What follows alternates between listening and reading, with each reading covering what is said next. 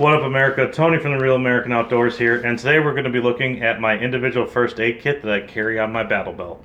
So here's a close-up look at the kit. The kit or brand itself is Condor. I know some people think Condor is cheap, but I think it's very affordable and good for the money, especially if you're on a budget.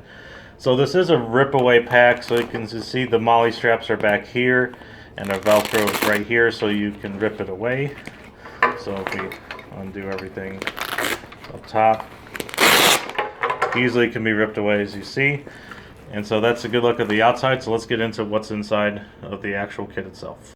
Alright guys, we just unzipped the kit here. So the first thing I always have on top is a tourniquet, especially when you're dealing with more trauma and gunshot type stuff, which is why I'd be carrying this, or just a major bleeding in general. Always good to have a tourniquet right on top, readily available, so that's why I keep it there. Next item in here, we have Quick Clot Advancing Clotting Gauze. I know this is a little expensive, but it is a good product that's worth to have. A good clotting gauze to stop bleeding quickly. For those of you who don't know how to use it, instructions are on the back there as well.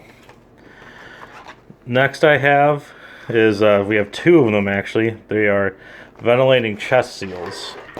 So, kind of see from the pictures, if we have a good entry-exit wound, since I'd be carrying this more in a location where there might be, gunshots going around, always good to have a good entry and exit wound chest seals.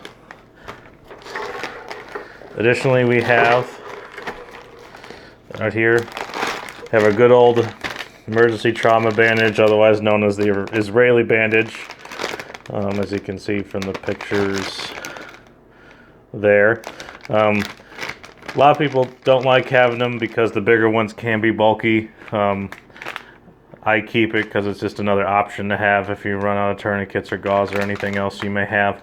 It can also work as a way to cover wounds as well as apply pressure like a tourniquet can as well, so that's why I keep it in my bag. Additionally, I also carry some more gauze. These are just, conforming stretch gauze bandages. Nothing too fancy. You can get them pretty affordable on the internet or Amazon, wherever you get your medical supplies, because I know medical supplies can be expensive. So I keep it basic in my IFAK. As you can see, not a lot here in terms of advanced medical stuff. I'm also not trained in any medical things in terms of being certified for EMT or paramedics. So that's why I keep myself basic enough to keep someone alive, so that the medical professionals can come and do their job and get them to the hospital wherever they need to go. So that is my trauma kit. Thank you for watching this video, and we'll catch you later.